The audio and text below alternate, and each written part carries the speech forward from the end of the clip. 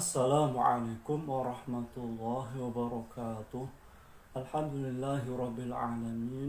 Wassalatu wassalamu ala ashrafil anbiya'i wal mursalin Sayyidina wa maulana Muhammad wa ala alihi wa sahabatihi ajma'in. Amma ba'd. Al-Fatihah. A'udhu billahi minasyaitonir rajim. Bismillahirrahmanirrahim. Alhamdulillahi rabbil alamin. Ar-Rahmanir Rahim. Maliki yaumiddin. Iyyaka na'budu wa iyyaka nasta'in. Ihdinas siratal mustaqim. Siratal ladzina an'amta 'alaihim ghairil maghdubi 'alaihim waladdallin. Amin. Alhamdulillah. Marilah kita lanjutkan pengajian Tafsir Ayat Ahkam Rawa'iul Bayan. Sebelumnya mari kita buka di halaman 66. Kita akan membahas tentang hikmatut tasyri', hikmah pensyariatan dalam ayat 101 sampai 103 surat Al-Baqarah. Ini merupakan khatimatul bahas pada pembahasan ini. Islam telah menjadikan syariatnya untuk menyelamatkan akidah dalam hati setiap muslim, agar mereka senantiasa tersambung kepada Allah, berkeyakinan terhadapnya, mengakui ketuhanannya, memohon pertolongan dalam berbagai permasalahan hidup, tidak menghadap kepada selain Allah dalam berdoa, dan tidak mengakui kepada selain Allah bisa memberi pengaruh terhadap suatu hal, atau menghukumi dengan perundangan dan peraturan yang telah diciptakan oleh Allah.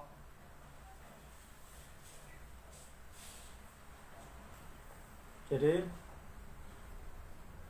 untuk perbintangan, untuk astronomi,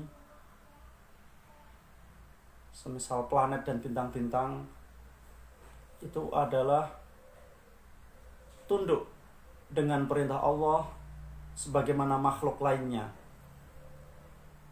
Mereka berjalan sesuai dengan garis yang telah ditetapkan, ditulis sejak zaman azali di Lauhul Mahfuz. Jadi tidak ada pengaruh benda angkasa apapun terhadap kehidupan manusia, yang mana manusia itu telah diciptakan oleh Allah dengan takdir masing-masing. Ada rezekinya, ajalnya, dan sebagainya. Maka semua itu tidak ada hubungannya dengan zodiak tertentu, bintang tertentu, atau benda-benda angkasa tertentu, baik mengenai umurnya, rezekinya, dan sebagainya. Dan itu tidak bisa menambah atau mengurangi takdir yang telah ditetapkan oleh Allah, karena Allah adalah mengatur semua makhluk berdasarkan perintahnya. Kemudian, jika ada orang mengira bahwa dia mengetahui alam gaib karena punya hubungan khusus dengan mungkin antariksa dan pengetahuannya, kemudian mengagung-agungkan benda-benda tersebut, atau dia punya hubungan khusus terhadap jin maupun setan sehingga mampu memberi pengaruh terhadap hukum alam dalam kehidupan ini, maka semua itu tentunya menyalahi syariat Allah yang telah dijelaskan dalam kitab sucinya, dan itu melampaui batas terhadap apa yang telah ditetapkan, dan tentunya itu keluar dari real agama yang Hanafiyah samhah, condong kepada kebenaran, lagi penuh dengan kemudahan. Maka tentulah orang yang demikian akan dihukumi kufur karena mengagungkan selain Allah, meminta pertolongan kepada selain Sang Khalik. Dia menetapkan adanya pengaruh terhadap ciptaan Allah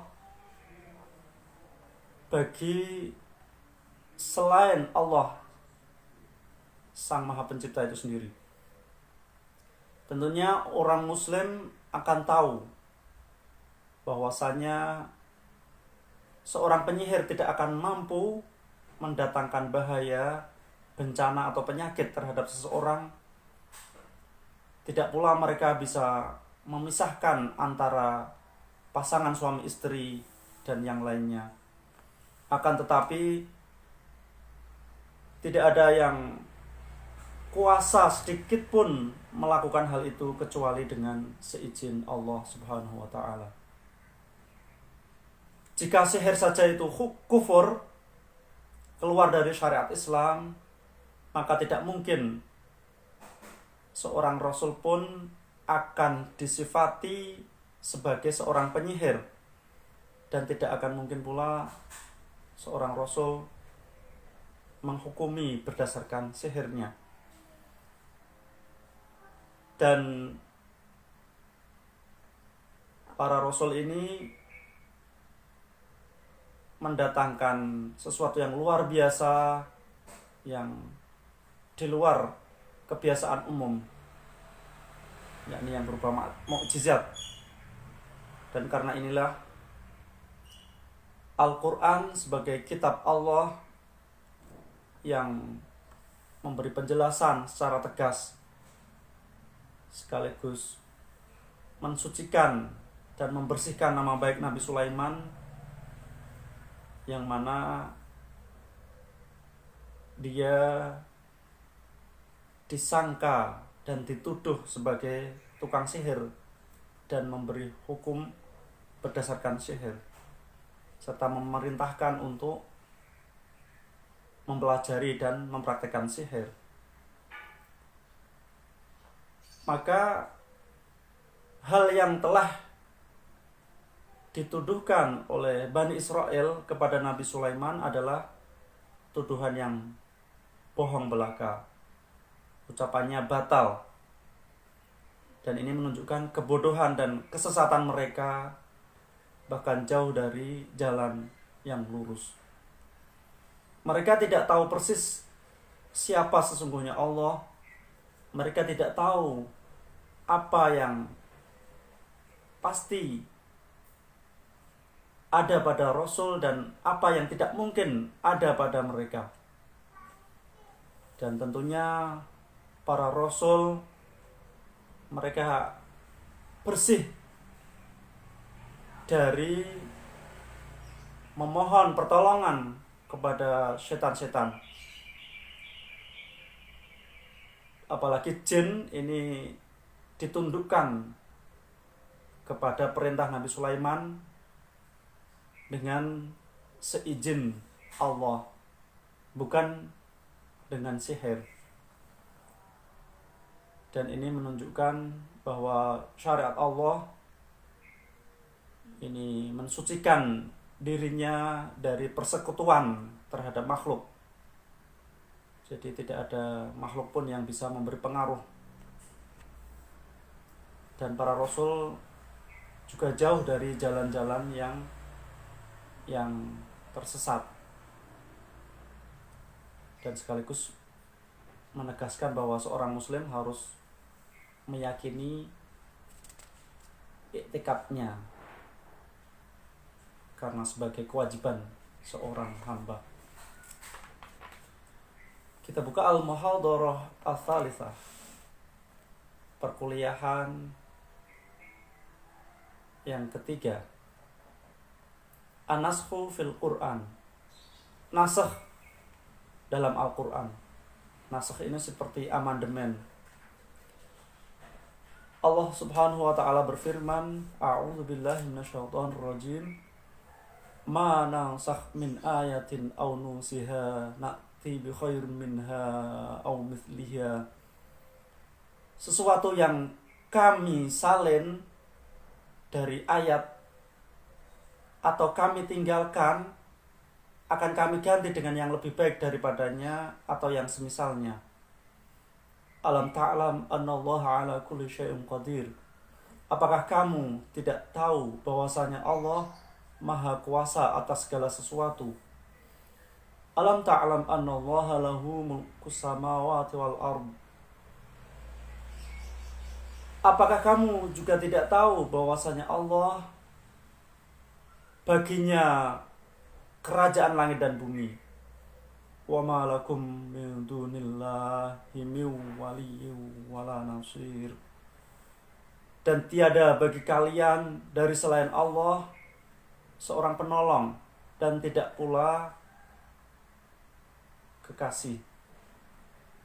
Jadi tidak ada yang bisa menjadi teman dekat, tidak ada yang bisa menolong. Anturiduna an tas'alu rasulakum kama su'ila Musa min qabl. Ataukah kalian menginginkan akan meminta kepada Rasul kalian sebagaimana apa yang diminta Nabi Musa sebelum itu? Wa may yatabaddal kufra bil iman faqad dhalla sawa'is sabil. Dan barang siapa mengganti kekufuran dengan iman, maka sungguh ia telah tersesat dari jalan yang lurus. Surat Al-Baqarah ayat 106 sampai 108. At-tahlilul lafzi, mengurai lafal. Nansakh berasal dari masdar an-naskhu. Ini ada beberapa makna, di antaranya al-izalah, yakni menghilangkan, sebagaimana matahari menghilangkan bayang-bayang. Dan ada dalam ayat, fayansakhullahu ma yulqi syaitan. Allah menghilangkan apa yang telah diajarkan kepada setan. Kemudian ada makna lagi, an-naql, pindah dari suatu tempat. Seperti nasakhtul kitab, saya memindah isi kitab dari satu kepada yang lain. Ada ayat, inna kunna nastansikhu ma kuntum ta'malun. Sesungguhnya kami memindahkan sesuatu yang kalian ketahui. Ada lagi makna at-tabdil, mengganti. Sebagaimana seorang hakim, seorang qadhi mengganti dan merubah suatu hukum dengan yang lain. Atau pemilik syariat mengganti dari surat atau ayat dengan yang lain. Seperti firman Allah, wa idza baddalna ayatam makana ayah. Dan ketika kami mengganti satu ayat pada tempat ayat yang lain. Dan ada lagi makna at-tahwil atau memindahkan, sebagaimana memindahkan harta warisan dari orang ke orang.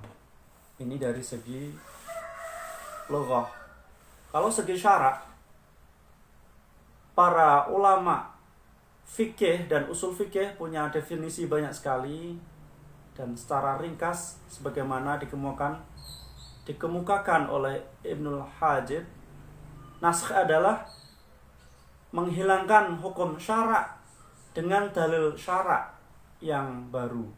Sekian, semoga bermanfaat. Wallahu a'lam bishawab. Wassalamualaikum warahmatullahi wabarakatuh.